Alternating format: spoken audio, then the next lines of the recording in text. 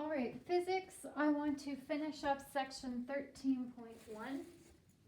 So in section 13.1, we're talking about simple harmonic motion.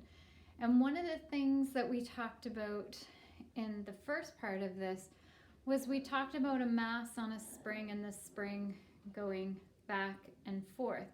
And so what was involved there was kinetic energy and elastic potential energy.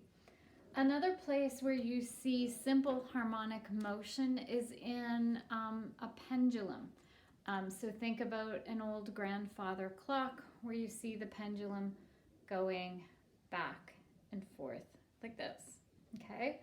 So a pendulum has what they call a bob at the end of it. A bob is just a weight of some kind, okay? Now, the energy involved here, if it starts here, this is its equilibrium point, okay? This is its equilibrium point. When it comes up here, you're raising it a distance, you're raising it a height. So now you've given it gravitational potential energy, and that is what makes it move back to its equilibrium point. And then it moves back through this way, gets more gravitational potential energy, swings back through the arc again, and goes back and forth and back and forth.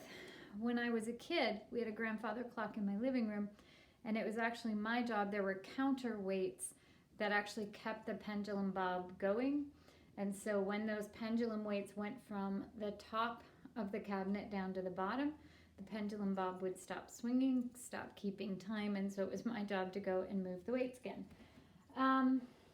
So they do a bunch of derivations for you on page 610 and 611.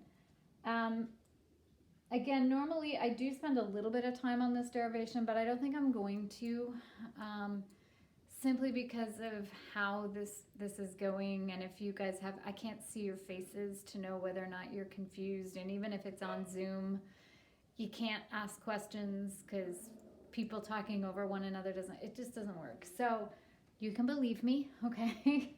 So the formula for figuring out the period of a simple harmonic motion for a pendulum looks like this. The period is 2 pi times the square root of the length divided by g, right? Because I said that gravitational potential energy was involved. So that's where the g comes in.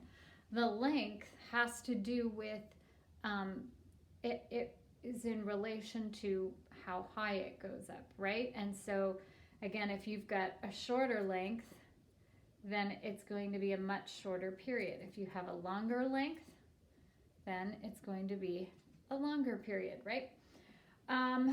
Now, they go through this, and it says at the bottom of page 611, it says there's a problem with this. And part of the problem has to do with the fact that when it does its arc, it's not a straight line, it's actually a curve. And yet they're trying to make it a straight line relation in the formula. So they said, it's okay, it still works. It will be off a little bit, but it still works as long as the angle that the pendulum makes doesn't go any greater than 15. So you're not going to pull this up 90 degrees. From its rest position, it shouldn't go any more than 15 degrees from its rest position.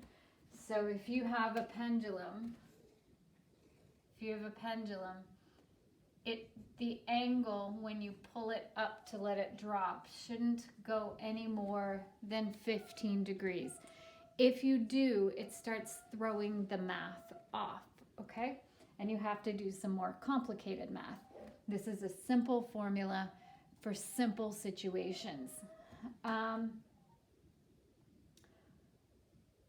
And it says the other thing that they want you to notice is that what might seem intuitive, that the mass that's at the bottom of this would have some effect, because gravity is mass time, or weight is mass times gravity. Actually, the mass doesn't end up affecting it at all. Okay, so that seems kind of counterintuitive. They explain it as they go through the derivation, but you can just trust me. All right, so the example on page 613. The example on page 613 looks like this. Find the period. So we're looking for big T. Find the period of a pendulum with a 2.45 kilogram bob and having a length of 1.36 meters. Now, what did I just get done telling you? I just got done telling you that the mass has nothing to do with it. So that is information you don't need. So the formula is 2 pi times the square root of L over G. So we're just going to do 2 pi times the square root of 1.36 over 9.81. Again, they put this in here on purpose. They just got done saying, notice that the mass has no effect. And then they tell you the mass. They're doing that to see if you paid attention. So when you figure it out,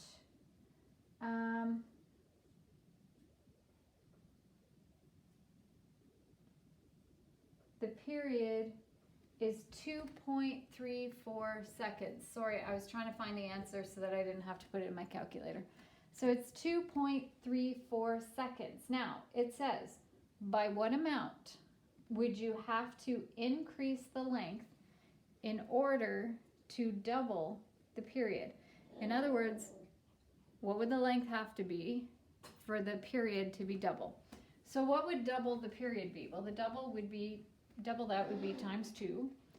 So that would be 4.68. So if the period is 4.68, what would L have to be? So that's just a matter of rearranging the formula, right? So this time, I know the period is 4.68. That's equal to 2 pi times the square root of L over G.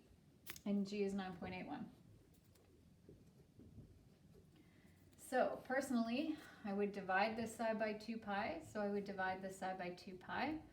So I have 4.68 over 2 pi equals the square root of L over 9.81.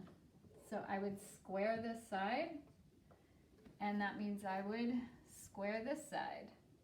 And then, once I have that squared, I would have L over 9.81 is equal to whatever that is. I'd multiply this side by 9.81 so that those cancel. So I'd multiply this by 9.81. So I would get that my length is 5.44. But here's where I want you to pay attention to the language of the question, because it said, by what amount would you have to increase the length?